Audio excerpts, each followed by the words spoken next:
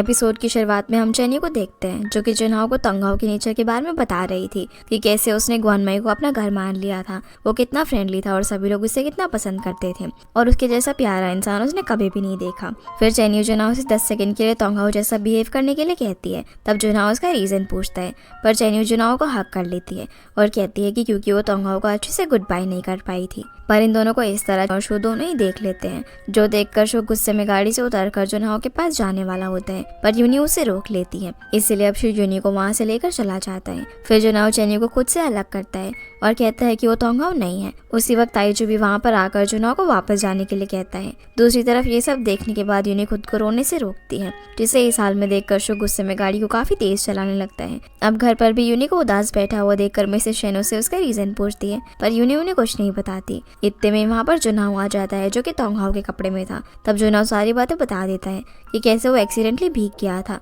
यहाँ पर यूनी उससे उसके काम के बारे में पूछती है तो जुनहो झूठ बोल देता है कि हाँ वो तो परफेक्टली हो गया। पर यूनी इस बार चुप नहीं बैठती और पूछती है कि तुम और चेन्यू एक दूसरे के गले क्यों लग रहे थे, जिस पर जुनहो अपनी सफाई देने लग जाता है। पर यूनी बिना कुछ सुने वहाँ से रोती हुई चली जाती है, जो देखकर मिसेस शेन जुनहो को दोबारा से चेन्यू के पास जाने से मना करती है। पर अपने रूम में जाने के बाद भी जुनहो चेन्यू की कही हुई बातों को याद कर रहा था। दूसरी तरफ चेन्यू भी उस मोमेंट को याद कर रही थी जब उसने जुनहो को हक किया था। फिर अगले दिन यूनी जुनहो को बिना वेट किए ही दूसरी कार में ऑफिस चली जाती है और फिर जुनहो दावा के साथ दूसरी कार में जाता है। कंपनी के बाहर जुनहो को शो मिलता है जो कहता है कि तुम्हें यूनी का ख्याल अच्छे से रखना चाहिए और अगर तुम नहीं रखोगे तो कोई और रखेगा। वो उसे ये भी बोलता है कि तुमने बचपन से कभी किसी का ख्याल नहीं रखा और इतना कहकर शो वहाँ से चला जाता है। आगे ऑफिस में दावे फाइल रखकर जाने वाला होता है। तब जुनहो उससे पूछता है कि किसी लड़की को कैसे मना सकते हैं, पर फिर वो खुद ही बोलता है कि अरे तुम्हें कैसे पता होगा, तुम तो खुद ही सिंगल हो। लेकिन फिर दावे बोलता है कि लड़कियों को वो लड़की ज्यादा पसंद आते हैं जो कि उनके साथ घूमे, उनके लिए हमेशा अवेलेबल रहे और उनकी हर बात में हेल्प करे। जिस पर जुनहो बोलता है कि हाँ बिल्कुल तुम्हारी तरह। पर दावे कहता है कि मुझे लड़के पसंद नहीं है और वो ये भी बोलता है कि उन्हें यूनी को एक छोटा सा रोमांटिक गिफ्ट देना चाहिए।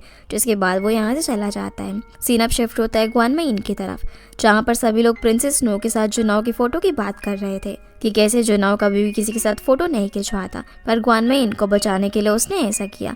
और कभी कभी तो उन लोगों को लगता है कि तोंगहाओ वापस आ गया है। इधर मिस्टर तांग, चेन्यू और ताइजू भी बात कर रहे होते हैं कि कैसे जुनहो ने उनकी हेल्प की और मीडिया में भी प्रिंसेस स्नो की खबर बाहर नहीं आई। तब ताइजू कहता है कि ग्वानमाई इंसैनुअल कंपनी का पार्ट है तो कुछ टाइम के लिए वो लोग इसे नहीं तोड़ेंगे और फिर सबको रिलैक्स करने के लिए कहता है। सीन अब यूनी पर आता है जो कि दावे को घर चलने के लिए कहती है, पर वो उसे कहीं और लेकर जा रहा था। इधर चेन्यू और ताइजू भी एक रेस्टोरेंट में गए होते हैं और एक्सपेंसिव रेस्टोरेंट होने की वजह से चेन्यू को काफी अनकंफर्टेबल फील हो रहा था। पर ताइजू कहता है कि इवेंट के लिए उन्होंने काफी मेहनत की थी, इसीलिए ये ट्रीट वो अपनी तरफ से दे रहा है। पर उसी वक्त वहाँ पर जुनहो यूनी के साथ आ जाता है, लेकिन जुनहो चेन्यू को अवॉइड करता है और अपने रिजर्व टेबल पर यूनी के साथ जाकर बैठ जाता है। पर चेन्यू को यहाँ पर देखकर यूनी का मूड ऑफ हो जाता है और जुनहो को यहाँ पर देखकर ताइजू चेन्यू से कहीं और चलने के लिए कहता है, लेकिन वो मना कर देती है। तब ताइजू उसे बोलता है कि उसे तोंगहाओ को भूलकर किसी और के बारे में सोचना चाहिए, जिसके बाद वो चेन्यू को बताता है कि वो उसे पसंद करता है। लेकिन चेन्यू अभी इस सब के लिए रेडी नहीं थी, तो ताइजू बोलता है कि कोई बात नहीं, वो उसका वेट करेगा। इधर जुनहो यूनी को एक बॉक्स देता है, जिसे यूनी खोलती है तो उसके अंदर एक प्यारा सा नेकलेस था जो कि यूनी को काफी पसंद आता है।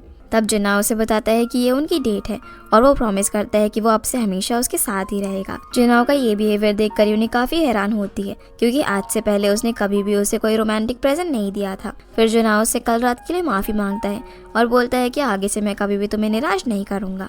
साथ ही वो बड़े प्यार से उसे अपना लाया हुआ नेकलेस भी पहनाता है, जिन्हें ऐसे देखकर चेन्यू काफी उदास हो जाती है। तो ताइजू उसका ध्यान अपनी तरफ करने की कोशिश करता है, लेकिन चेन्यू अभी भी काफी इमोशनल थी। तो ताइजू उसे यहाँ पर एक फनी स्टोरी सुनाता है, जो सुनकर वो हंसने लग जाती है और चेन्यू के हंसने की आवाज सुनकर जुनहो बार बार सिर्फ उसे ही देखे जा रहा था। अब रात को ताइजू चेन्यू को उसके घर ड्रॉप करता है और कहता है कि वो उसे अपनी गर्लफ्रेंड बनता देखने के लिए वेट कर सकता है, जिन्हें मॉम जिनसी और शेंसे बड़े ध्यान से देख रहे होते हैं। साथ ही साथ ताइजू उसे ये भी बोलता है कि मैं तुम्हें फोर्स नहीं करना चाहता, इसीलिए मैं तुम्हारा वेट करूंगा। जिसके बाद वो उसे गुड नाइट कहकर वहां से चला जाता है। दूसरी ओर दावे जुनहो और यूनी को एक साथ देखकर जुनहो से अप्रेजल की बात करता है, पर जुनहो उसे इग्नोर कर देता है। सीना वापस से चेन्यू पर आता है, जिसे मॉम जिनसी समझा रही होती है कि उसे ताइजू के प्रपोजल के बारे में सोचना चाहिए कि आखिर कब तक वो पुरानी यादों के साथ ही जीती रहेगी। बीच में शेंसे भी कहता है कि उसे उनकी फैमिली के लिए ताइजू के साथ होना पड़ेगा, पर चेन्यू बिना कुछ कहे अपने रूम में चली जाती है। अगले दिन हम सैमुअल कंपनी को देखते हैं, जहाँ पर जुनहो और मिस्टर वांग के बीच ग्वानमाई फिशिंग विलेज के डेवलपमेंट के लिए एग्रीमेंट साइन हो रहा था। जहाँ जुना उन्हें यहाँ पर भरोसा दिलाता है कि ग्वानमाई की डेवलपमेंट हिस्टोरिकल वैल्यूज को बचाते हुए होगी। जहाँ पर मिस्टर वांग के साथ ताइचू भी था, जो कि उनकी तरफ से पूरे प्रोजेक्ट पर अपना सुपरविजन रखेगा। ताइचू यहाँ पर उससे अपने लिए एक ऑफिस की डिमांड करता है जहाँ पर वो अपना काम कर सके, जिसके लिए जुनाओ एग्री करता है। फिर कुछ देर बाद ताइचू चेन्यू के पास जाता है, जो कि चेन्यू को बताता है कि उसके पास एक गुड न्यूज़ है और एक बैड न्यूज़ है। गुड न्यूज़ ये है कि ग्वानमाई डेवलपमेंट का कॉन्ट्रैक्ट साइन हो चुका है और वो सब लोग यहाँ का काम खुद हैंडल करने वाले हैं। पर बैड न्यूज़ ये है कि उसे सैनविल के लोगों के साथ मिलकर काम करना होगा, इसलिए उसे जाना होगा। जो सुनकर चेन्यू उदास हो जाती है। तब ताइचू कहता है कि तुम टूरिज्म और कल्चरल इवेंट अच्छे से हैंडल करती हो, तो तुम भी हमारे साथ चलो, क्योंकि मिस्टर तांग अब बूढ़े हो चुके हैं और शेनज़े भी अभी काफी छोटा है, इसलिए तुम्हें प्रोफेशनली होटल हैंडल करना आना चाहिए। जो सुनकर चेन्यू सोचने लग जाती है, तो ताइचू उसे बड़े प्यार से समझाता है और अपने साथ ग्वानमाई की डेवलपमेंट में साथ काम करने के लिए कहता है। और बात रही जुनाओ की, तो वो तुम्हारा पास्ट था, उसे भूलकर तुम्हें अब आगे बढ़ना चाहिए। पर रात में भी चेन्यू इसी सब के बारे में सोच रही थी। तब वहाँ पर मॉम जिनसे आती है, जिन्हें चेन्यू सारी बातें बताती है। तो मॉम चेन्यू को जाने के लिए कहती है, लेकिन चेन्यू ने कभी भी किसी कंपनी में काम नहीं किया था, इसलिए वो काफ़ी घबराई हुई थी। पर मॉम उसे यहाँ पर प्यार से समझाती है कि तुम बाहर की दुनिया में उड़ने के लिए बनी हो और अगर तुम गिरी भी तो मैं तुम्हें संभालने के लिए खड़ी हूँ। इसलिए अब चेन्यू भी सैनविल जाने के लिए मान जाती है। दूसरी तरफ शो मिस्टर ज़ांग की कही हुई बातें याद कर रहा था कि उसे खुद को बेवकूफ़ नहीं बनाना चाहिए और कैसे वो सिर्फ अब एक डायरेक्टर बनकर रह गया है। अगले दिन हम चेन्यू को देखते हैं, जो कि सैनविल कंपनी जाने के लिए बिल्कुल रेडी थी, जहाँ सभी लोग उसे चेयर अप करने के लिए उसका हौसला बढ़ाते हैं और मास्टर चेन्यू को अपने हाथ से बने हुए डम्पलिंग्स भी देते हैं। इतने में ही वहाँ पर ताइचू चेन्यू को लेने के लिए आ जाता है, जिसके बाद मॉम जिनसी उसे कुछ पैसे देती है और काम के दौरान उसे ठीक से खाना खाने के लिए भी कहती है। जहाँ चेन्यू को वहाँ से जाता हुआ देखकर वो थोड़ी सी इमोशनल भी हो जाती है, पर फिर दोनों यहाँ से चले जाते हैं। सीन अब सैनविल कंपनी पर शिफ्ट होता है, जहाँ पर वो लोग मिस्टर वांग की बात कर रहे थे कि शायद उन्हें अभी प्रोजेक्ट में कुछ डाउट्स हैं, इसलिए उन्होंने ताइचू का हम लोगों पर नजर रखने के लिए छोड़ा है। इतने में ही वहाँ पर मिस्टर ज़ांग आ जाते हैं, क्योंकि ये प्रूव हो चुका था कि जुनाओ की किडनैपिंग में उनका कोई भी हाथ नहीं था। उसी वक्त वहाँ पर ताइचू चेन्यू के साथ आता है और बताता है कि चेन्यू उसके असिस्टेंट है, जिस पर दावे असिस्टेंट होने की रिक्वायरमेंट्स बताने लग जाता है। पर ताइचू कहता है कि उसकी रिक्वायरमेंट्स अलग है और चेन्यू उसके असिस्टेंट के साथ साथ ग्वानमाई की रिप्रेजेंटेटिव भी है, इसलिए जुनाओ भी उसे यहाँ पर रखने के लिए मान जाता है। अब मीटिंग शुरू होती है, जहाँ पर शू सभी को प्रोजेक्ट डिटेल्स बताता है कि किस तरह वो लोग वहाँ पर theme park, water park, malls वगैरह सब कुछ डेवलप करेंगे ताकि ज़्यादा से ज़्यादा टूरिस्ट वहाँ पर आ सके। पर यूनी यहाँ पर जानबूझकर कुछ बिजनेस टर्म्स बोलती है और कहती है कि इससे पहले हमें ये सब प्रिपेयर करना पड़ेगा, जिसके लिए वो चेन्यू से सजेशन मांगती है। पर उसे तो इन सब का मतलब भी नहीं पता था, जो देखकर सभी लोग हंसने लग जाते हैं। तब ताइचू से समझाता है कि इन सब का मतलब क्या होता है, पर इस सब के बाद भी उन्हें चेन्यू को परेशान करना बंद नहीं करती। फिर मीटिंग में 10 मिनट का ब्रेक दिया जाता है, इसीलिए चेन्यू जाओ के साथ कॉफी लेने के लिए चली जाती है, जहाँ पर वो उससे उन सारे टर्म्स के बारे में पूछती है जो कि यूनी उससे पूछ रही थी।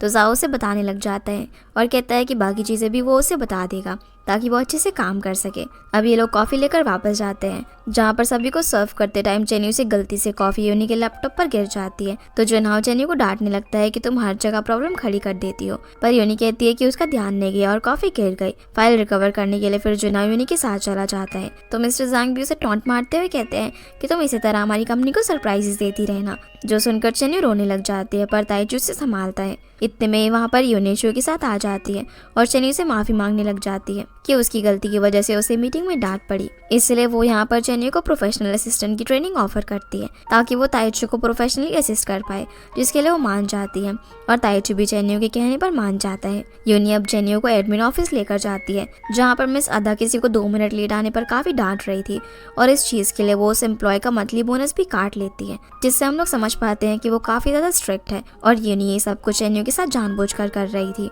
इसके बाद शू यूनी को लंच पर चलने के लिए कहता है और बताता है कि जुनाओ सैनविल होटल बिना बताए इंस्पेक्शन के लिए गया है। शू यहाँ पर उसे ये भी पूछता है कि तुमने चेन्यू को ट्रेनिंग के लिए क्यों भेजा, जिस पर यूनी कहती है कि वो तो बस उसे एक चांस देना चाहती है। लेकिन शू को डाउट रहता है क्योंकि उसे पता है कि यूनी ऐसी बिल्कुल भी नहीं है। दूसरी तरफ मिस अदा चेन्यू का रिज्यूमे देखकर हैरान हो जाती है कि बिना किसी स्किल्स, प्रॉपर एजुकेशन और एक्सपीरियंस की वो ताइचू के असिस्टेंट कैसे बन गई। तब चेन्यू से सारी चीज़ें बताने लगती है कि वो ताइचू की गाइड थी और तब हम दोनों मिले। इसीलिए अदा अब चेन्यू को जेनिटर रूम में लेकर जाती है और कहती है कि तुम्हारे रिज्यूमे के अकॉर्डिंग तुम्हें एज अ क्लीनर स्टार्ट करना होगा। वो उसे बोलती है कि एक गुड लर्नर तो कहीं से भी एक्सपीरियंस ले सकता है, जिस पर चेन्यू कहती है कि वो खूब मेहनत करेगी। फिर वो अपने कपड़े चेंज कर आती है और अपने काम में लग जाती है, जिसे इस तरह काम करते हुए यूनी देख रही थी और बिना कुछ कहे वहाँ से चली जाती है। इसके बाद अदा वॉकी टॉकी पर चेन्नई को फ्लोर 21 का वॉशरूम साफ करने के लिए कहती है, जहाँ बाथरूम क्लीन करने के दौरान उसे शहंसी का कॉल आता है जो पूछता है कि तुमने खाना खाया या फिर नहीं। तो वो झूठ बोल देती है कि हाँ उसने बर्गर खा लिया, जो सुनकर जिनसी मोम उसे जंक फूड खाने से मना करती है और बोलती है कि अगर वो मोटी हो गई तो ताइचू के जैसा रिच लड़का उसे छोड़ देगा। जिस पर चेन्नई कहती है कि वो खुद अमीर बनेगी और बहाना बनाकर कॉल कट कर देती है। फिर वो पूरे दिन काफ़ी ज़्यादा क्लीनिंग करती है और अब सिर्फ जुनहो का ये ऑफिस बचा था क्लीन करने के लिए। पहले तो उसे लगता है कि अंदर कोई नहीं होगा, पर जब वो जुनहो की आवाज़ सुनती है तो मास्क लगा लेती है। जहाँ अंदर सफाई करते हुए भी चेन्नई सिर्फ जुनहो को ही देखे जा रही थी, लेकिन सफाई करते वक्त वो गलती से शावर खोल देती है, जिसकी आवाज़ सुनकर जुनहो अंदर आ जाता है और उसे पहचान लेता है। तब चेन्नई बताती है कि ताइचू को प्रोफेशनली असिस्ट करने के लिए वो यहाँ पर एडमिन ऑफिस में एज एन इंटर्न प्रैक्टिस कर रही है। अब क्योंकि चेन्नई भीग चुकी थी इसलिए जुनहो अपने कबर्ड से एक शर्ट निकाल कर उसे दे देता है, जहाँ चेन्नई जाते जाते उसे बोलती है कि क्या तुम थोड़े कम सीरियस नहीं हो सकते, क्योंकि तुम्हें देखकर लोग डर जाते हैं और भागने लगती है। पर जुनहो उसे बिना कुछ कहे ही बाहर आ जाता है। जब चेन्नई चेंज करती है तो देखती है कि वो जुनहो के कपड़ों में काफ़ी फनी लग रही थी, पर जब वो यहाँ से जा रही थी तभी वहाँ पर यूनी आ जाती है। इसीलिए चेन्नई बाथरूम में ही छुप जाती है और क्योंकि वो भी नहीं चाहता था कि वो चेन्नई को यहाँ पर देखे, इसलिए वो उसे घर जाने के लिए कहता है, लेकिन यूनी वहीं पर बैठकर उसका वेट करने लग जाती है। इसीलिए अब जुनहो को भी अपना काम बंद करके उसके साथ जाना पड़ता है, जहाँ उसका ये बिहेवियर देखकर यूनी काफ़ी खुश होती है, क्योंकि उसे लग रहा था कि वो उसकी वजह से काम छोड़ रहा है, लेकिन असली रीज़न तो कुछ और ही था। फिर उन दोनों के जाने के बाद चेन्नई वॉशरूम से बाहर आ जाती है और जाने से पहले जुनहो के कैबिन को देखने लग जाती है। फिर वो उसकी चेयर पर बैठकर उसकी एक्टिंग करती है और खूब हंसती है। फिर ऑफिस से बाहर निकलते वक्त चेन्नई ताइचू को देखती है जो कि उसका वेट कर रहा था। तब वो कहती है कि आज वो उसे ट्रीट देगी। फिर वो उसे एक लोकल रेस्टोरेंट में लेकर जाती है, जहाँ पर चेन्नई उसे खाना खाने को देती है, लेकिन वो बहुत ज़्यादा स्पाइसी होने की वजह से वो ठीक से खा ही नहीं पाता। ताइचू यहाँ पर उससे पूछता है कि उसके बैग में किसकी शर्ट है, तो चेन्नई बता देती है कि काम के दौरान उसके कपड़े गीले हो गए थे, इसलिए जुनहो ने उसे अपने कपड़े पहनने के लिए दिए। फिर ताइचू यहाँ पर उसे उसके मिट्योर शावर वाली विश के बारे में पूछता है, लेकिन चेन्नई उसे ठीक से कोई जवाब नहीं दे पाती। तो ताइचू बोलता है कि कोई बात नहीं, वो उसका वेट करेगा। इसके बाद हम देखते हैं कि चेन्नई रात को अपने घर के अंदर पढ़ाई कर रही थी ताकि वो अच्छे से ताइचू का असिस्टेंट बन पाए। अब अगले दिन चेन्नई ऑफिस में सफाई करते वक्त एम्प्लॉयज़ की बातें सुनती है, जो कि ताइचू के बारे में बात कर रहे थे कि वो कितना हैंडसम है। दूसरी तरफ अदा बाथरूम में फ्लोर गीला होने की वजह से गिरते गिरते बचती है। फिर वो चेन्नई के पास जाकर उसे खूब डांटती है और उसे बाथरूम साफ करने के लिए कहती है। जहाँ अपना काम करते वक्त चेन्नई गलती से जाओ से टकरा जाती है, जिस वजह से सारे पेपर्स उड़ जाते हैं। तब जाओ ये काम करते हुए चेन्नई को नोटिस कर लेता है, तो चेन्नई उसे सारी बात बताती है। इधर यूनी अपनी वेडिंग लोकेशंस देख रही होती है। तब जुनहो से बोलता है कि वेडिंग के लिए सैनवेल होटल ही ठीक रहेगा, क्योंकि वो गेस्ट के लिए भी कन्वीनियंट होगा, जिसके लिए यूनी मान जाती है। इतने में ही वहाँ पर शू मंथली ऑपरेशन एनालिसिस रिपोर्ट लेकर आ जाता है, जहाँ रिपोर्ट देखकर जुनहो कहता है कि मार्व ने उन्हें इस बार हरा दिया। तो शू भी उसे साइलेंटली प्लान करके इस बार उसे हराने के लिए कहता है। अब रात में जब चेन्नई काम कर रही होती है तब उसे लगता है कि जुनहो तो इस वक्त तक जा चुका होगा, इसलिए वो बिना दरवाजा नॉक करे अंदर चली जाती है। तो उसे देखकर जुनहो उसे सफाई करने के लिए 15 मिनट का वक्त देकर कॉफी पीने के लिए चला जाता है। जहाँ सफाई करते वक्त चेन्नई उसकी शर्ट को टेबल पर रख देती है, पर इतने में ही वहाँ पर यूनी आ जाती है, जो टेबल पर रखी हुई शर्ट के बारे में पूछती है। तो चेन्नई उसे कल वाली बात के बारे में बता देती है, जिस पर यूनी उसे बोलती है कि जुनहो किसी और की पहनी हुई शर्ट नहीं पहनता, इसे तुम ही रख लो। इतना कहकर वो यहाँ से चली जाती है। फिर चेन्नई अपना काम करने लग जाती है, लेकिन गलती से वैक्यूम क्लीनर से काम करते वक्त टेबल पर रखे हुए सारे डॉक्यूमेंट्स उड़ जाते हैं, तो वो उन्हें अरेंज करके वापस से फाइल में रख देती है। लेकिन एक पेपर अभी भी उसकी ट्रॉली में रह गया था, जिस पर उसका ध्यान नहीं जाता। चेन्नई के जाने के बाद जुनहो अपने कैबिन में वापस आता है, जहाँ वो टेबल पर शर्ट रखा हुआ देखकर मुस्कुराता है। लेकिन जब वो फाइल देखता है तो उसे पता चलता है कि उसका एक पेज मिसिंग है, इसलिए वो दावे से चेन्नई को अपने कैबिन में भेजने को कहता है। दूसरी तरफ जब चेन्नई को अपनी ट्रॉली के अंदर वही पेज मिलता है, तो उसे लगता है कि ये जरूर मिस्टर जाओ से टकराते वक्त उसके पास आ गया होगा, इसलिए वो जाओ को जाकर दे देती है। और उस पेज को देखकर जाओ झूठ बोल देता है कि अरे इसे तो वो वैसे ही फेंकने वाला था, और उस पेपर को लेकर वहाँ से चला जाता है। इतने में दावे वहाँ पर आकर चेन्नई को जुनहो के कैबिन में लेकर जाता है, जहाँ पर जुनहो उससे उसके पेजेस के बारे में पूछता है। तो चेन्नई उसे बोलती है कि वैक्यूम क्लीनर से सफाई करते वक्त लेकिन उसने सारे पेजेस अच्छे से अरेंज कर दिए थे। तब यूनी कहती है कि वो काफ़ी इंपॉर्टेंट डॉक्यूमेंट था जो कि मिसिंग है। जुनहो चेन्नई को अपने कैबिन से जाने के लिए बोलता है और दावे से उस डॉक्यूमेंट की एक कॉपी मंगवाता है, जिसके बाद वो गुस्से में उस शर्ट को भी फेंक देता है। बाहर जाकर दावे चेन्नई को बताता है कि वो एक टॉप सीक्रेट डॉक्यूमेंट है, अगर वो लीक हुआ तो वो लोग प्रॉब्लम में फंस जाएंगे, इसीलिए चेन्नई अब उस डॉक्यूमेंट को ढूंढने लग जाती है। इतने में ताइचू वहाँ पर आता है, जो कि चेन्यू को क्लीनिंग ड्रेस में देख लेता है। तो चेन्यू को उसे सारी बात बतानी पड़ जाती है। फिर वो दोनों मिलकर उस डॉक्यूमेंट को ढूंढने लगते हैं, लेकिन काफ़ी ढूंढने के बाद भी उन्हें वो कहीं नहीं मिलता। तो ताइचू उसे घर लेकर चला जाता है। दूसरी तरफ कार में चुनाव दावे से कहता है कि कल चेन्यू को काम से निकाल देना, लेकिन यूनी कहती है कि वो ताइचू के साथ आई है, हम उसे ताइचू के असिस्टेंट बनी रहने देंगे। ये बोलकर वो उसे वेडिंग डेकोरेशन वगैरह दिखाने लग जाती है। अगले दिन सैमुअल कंपनी में आधा चेन्यू के पास आती है और उसे उसकी गलती के लिए फायर कर देती है। इसीलिए उदास होकर जब चेन्यू ताइचू के पास जाती है तो वो उसे बताता है कि सैमुअल कंपनी तुम्हें फायर नहीं कर सकती क्योंकि तुम मेरी असिस्टेंट हो। इतने में ईशाओ वहाँ पर किसी से फ़ोन पर सीक्रेट डॉक्यूमेंट्स की इन्फॉर्मेशन की डील कर रहा होता है, जिसे ये दोनों छुपकर सुन लेते हैं। और ताइचू के पूछने पर चेन्यू बताती है कि कल उसने जाओ को एक फाइल दी थी, और ताइचू के पूछने पर चेन्यू बताती है कि कल उसने जाओ को एक डॉक्यूमेंट दिया था। तब ताइचू से बताता है कि जाओ अच्छा आदमी नहीं है, वो पैसों के लिए कुछ भी कर सकता है, जो सुनकर चेन्यू शॉक हो जाती है। दूसरी तरफ मिस्टर ज़ांग शू से उसके नेक्स्ट मूव के बारे में पूछते हैं तो शू बताता है कि जुनहाओ ने मार्व के अगेंस्ट कॉम्पिटिटिव स्ट्रैटेजी वाली डॉक्यूमेंट खो दी है। तब ज़ांग कहता है कि अगर ये बात लीक हुई और बोर्ड को पता चला तो सारा ब्लेम जुनहाओ पर आएगा। इधर चेन्यू जाओ पर पूरी नज़र रख रही होती है, और जब जाओ पानी पी रहा होता है तो चेन्यू उसे जानबूझकर टकरा जाती है और उसका फ़ोन चुरा लेती है। तभी वहाँ पर आदा आती है, जो कि चेन्यू को बोलती है कि तुम फायर होने के बाद भी काम क्यों कर रही हो, जिस पर चेन्यू कहती है कि वो बस आज के लिए काम करेगी और चली जाएगी। अब चेन्यू यहाँ से फटाफट जाकर उस फ़ोन को ताइचू को दे देती है, जिसे ताइचू अपनी एक जूनियर आईटी एक्सपर्ट को उसे हैक करने के लिए देता है। और हैक करने के बाद वो बताती है कि अब से रियल टाइम कॉल और मेल्स इस फ़ोन में भी आएंगे। और जाते जाते वो उन्हें ये भी बताती है कि मार्व की कंपनी मनी लॉन्ड्रिंग के पैसे छुपाती है, इसलिए वो बहुत ही बड़ा फ्रॉड इंसान है। फिर चेन्यू वो फ़ोन वापस से जाओ को देने के लिए जाती है, जो कि अपना फ़ोन ढूंढ रहा था। तो चेन्यू उसे उसका फ़ोन दे देती है और बोलती है कि तुम्हारा फ़ोन यहाँ पर टेबल पर पड़ा हुआ था, इसलिए मैंने उठा लिया। जहाँ फ़ोन वापस लेकर जाओ वहाँ से चला जाता है, और चेन्यू भी वापस से ताइचू के पास आती है। जाओ ने पता चलता है कि जाओ ने पहले भी मार्व के साथ सैमुअल कंपनी की सीक्रेट शेयर किए हैं, लेकिन पहले उन्हें वो फाइल ढूंढनी होगी ताकि वो जुनहाओ को उसकी सच्चाई बता पाए। अब क्योंकि काफ़ी देर हो जाती है, इसलिए ताइचू चेन्यू को अपने घर लेकर जाता है, जहाँ उसके घर पहुंचकर चेन्यू हैरान हो जाती है क्योंकि वहाँ पर काफ़ी सारी इंपोर्टेड चीज़ें थी और वो काफ़ी सारी कंट्रीज़ में घूम चुका था। फिर दोनों कॉल आने का वेट करते हैं, लेकिन काफ़ी देर होने की वजह से चेन्यू सोफे पर ही सो जाती है। तो ताइचू उसे उठाकर बेडरूम में लेकर जाता है ताकि वो अच्छे से सो पाए, और उसे सुलाने के बाद वो खुद सोफे पर सोने के लिए चला जाता है। फिर अगले दिन जब चेन्यू उठती है तो देखती है कि ताइचू ने पहले से उसके लिए ब्रेकफास्ट रेडी किया हुआ था, जिसके बाद दोनों साथ में ब्रेकफास्ट करते हैं, जहाँ ताइचू उससे अपने अपार्टमेंट की चाबी देता है ताकि वो जब चाहे यहाँ पर आ सके। फिर कुछ देर बाद सैमुअल कंपनी में ताइचू और चेन्यू जाओ की बातें सुनते हैं कि वो डॉक्यूमेंट की डील करने के लिए कहाँ जाने वाला है, और चेन्यू जुनहाओ को ये बात बताने की कोशिश भी करती है, लेकिन जुनहाओ उसके बिना एक बात सुने ही वहाँ से चला जाता है। तो ताइचू दावे से हेल्प मांगता है। फिर दावे जुनहाओ को उसी जगह पर लेकर जाता है जहाँ पर ताइचू ने उसे बताया था, और उसे बोलता है कि मीटिंग की लोकेशन चेंज हो गई है, लेकिन वहाँ वो ताइचू और चेन्यू को देखता है।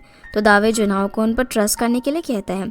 फिर सभी लोग अंदर जाते हैं और देखते हैं कि जाओ मार्व के साथ सैमुअल कंपनी की सीक्रेट्स की डील कर रहा था, लेकिन जो फाइल जाओ ने दी थी वो तो कोई और ही थी, जिसे देखकर जाओ हैरान हो जाता है क्योंकि चेन्यू ने पहले ही उसके डॉक्यूमेंट्स को बदल दिया था।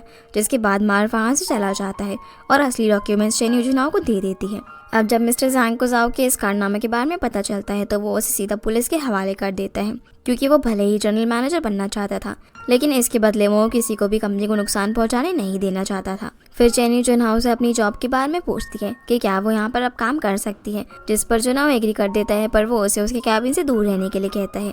अब जाते जाते चेन्यू उसे उसकी शर्ट के बारे में बताती है कि उसने उसे टेबल पर रख दिया था, लेकिन जुनहाओ बोलता है कि वो सेकंड हैंड शर्ट नहीं पहनता, जो सुनकर चेन्यू थोड़ी सी अपसेट होकर वहाँ से चली जाती है। फिर रात को सभी लोग चेन्यू की आज की जीत को सेलिब्रेट करते हैं, और यहाँ मॉम जिनसी उससे पूछती है कि कल रात तुम कहाँ पर रुकी थी, तो चेन्यू बताती है कि ताइचू के घर पर, जो सुनकर मॉम जिनसी काफ़ी खुश होती है और शेन से पूछता है कि क्या वो अंकल बनने वाला है, पर चेन्यू उसे चुपचाप खाना खाने के लिए कहती है, क्योंकि ऐसी बातें सुनकर वो ताइचू के सामने काफ़ी एम्बैरेस फील कर रही थी। दूसरी तरफ मिसेस शेन जुनहाओ को उनकी शादी के बारे में पब्लिकली अनाउंस करने के लिए कहती है ताकि वो सेटल हो जाए अपनी फैमिली के साथ, जो सुनकर यूनी काफ़ी खुश होती है और जुनहाओ भी इसके लिए मान जाता है। फिर अगले दिन यूनी जुनहाओ को उसी शर्ट में देखती है जो कि उसने चेन्यू को पहनने के लिए दी थी, जो देखकर वो थोड़ी सी अपसेट हो जाती है, क्योंकि जुनहाओ कभी भी सेकंड हैंड कपड़े नहीं पहनता था, पर उसने चेन्यू की पहनी हुई शर्ट फिर से पहन ली थी। फिर जब चेन्यू भी उसे उसकी पहनी हुई शर्ट पहनते हुए देखती है तो काफ़ी खुश हो जाती है। अब मीटिंग में भी सभी लोग मार्व से आगे निकलने करने का प्लान बना रहे होते हैं। तब शू बोलता है कि मीडिया में मिस्टर शेन को किसी ने नहीं देखा। अगर वो फोकस के एडिटर इन चीफ जियान को अपना इंटरव्यू दे तो इससे उनके होटल की काफी पब्लिसिटी हो जाएगी। और इसके लिए सजेशन मांगने के लिए वो यूनी के लिए भी पूछता है, पर उसका ध्यान तो सिर्फ जुनहाओ की शर्ट पर था। पर इस बात पर मिस्टर ज़ैंग एग्री करते हैं, इसलिए जुनहाओ इंटरव्यू देने के लिए मान जाता है। अब मीटिंग के बाद ज़ैंग शू के पास जाता है और बताता है कि जियान काफ़ी पॉपुलर और गुस्सैल इंसान है। अगर जुनहाओ इसके ईगो को हर्ट कर देगा तो बोर्ड मेंबर्स उसे ज़रूर हटा देंगे, क्योंकि ये कंपनी की रेपुटेशन का सवाल होगा। दूसरी ओर जब यूनी चेन्यू को काम करता हुआ देखती है तो वो उससे पूछती है कि तुम यहाँ पर काम क्यों कर रही हो, जिस पर चेन्यू जवाब देती है कि वो प्रोफेशनली ट्रेंड होकर ग्वानमेन को संभालना चाहती है। तो यूनी उसे अपने होटल में काम करने को ऑफर देती है ताकि वो होटल चलाना सीख पाए, जो सुनकर चेन्यू काफ़ी एक्साइटेड हो जाती है और वहाँ जाने के लिए मान जाती है। पर यूनी ये सब चेन्यू को जुनहाओ से दूर रखने के लिए कर रही थी। इधर जुनहाओ अपने कैबिन में बैठकर चेन्यू की बातों को याद कर रहा था कि कैसे सभी लोग उसे डांट रहे थे, लेकिन इस बीच उसके हाथ से पानी गिर जाता है तो वो सफाई करने के लिए किसी को भेजने के लिए कहता है, जहाँ उसकी नज़रें सिर्फ दरवाजे पर ही टिकी हुई थी, क्योंकि उसे लग रहा था कि चेन्यू वहाँ पर आएगी, पर उसकी जगह पर वहाँ पर कोई और सफाई करने के लिए आता है। इतने में ही ताइचू वहाँ पर ग्वानमेई की आइलैंड प्लानिंग देखने के लिए आ जाता है, जहाँ पर वो जुनहाओ से एक डॉल्फिन पार्क बनाने के लिए भी कहता है ताकि और भी टूरिस्ट अट्रैक्ट हो सके, जिस पर जुनहाओ कहता है कि वो इस बारे में सोचेगा। फिर ताइचू वहाँ से जाते वक्त जुनहाओ को उसकी शादी के लिए कंग्रेचुलेट करता है और बोलता है कि शादी में चेन्यू और मुझे बुलाना मत भूलना। दूसरी तरफ यूनी को भी सभी स्टाफ मेंबर्स उसकी शादी के लिए कंग्रेचुलेट करते हैं। तब वहाँ पर शो यूनी को अपने साथ ले जाता है और कहता है कि अगर तुम्हें शादी को लेकर श्योर नहीं हो तो तुम्हें दोबारा से सोचना चाहिए, क्योंकि मेमोरी लॉस के वक्त जुनहाओ ने चेन्यू से प्यार किया था। जिस बात का यूनी थोड़ी देर सोचने के बाद जवाब देती है कि जब उसने बचपन में अपनी आंखें खोली थी तब उसने जुनहाओ को अपने पास पाया और तब से ही वो उसके साथ अपनी लाइफ बिताना चाहती है। जिस पर शो कहता है कि हो सकता है कि ये तुम्हारे बीच की फैमिली बॉन्ड हो जिसे तुम प्यार समझ रही हो। पर यूनी यहाँ पर शो को यही अपना फाइनल डिसीजन बताती है और इसी के साथ ये एपिसोड यहीं पर खत्म हो जाता है। तो गाइस, ये थी आज के वीडियो एंड आई होप आप लोगों को ये वीडियो पसंद आई होगी, तो इस वीडियो को लाइक कर चैनल को सब्सक्राइब जरूर कीजिएगा। आपसे फिर मिलते हैं अगले एपिसोड में, तब तक के लिए गुड बाय।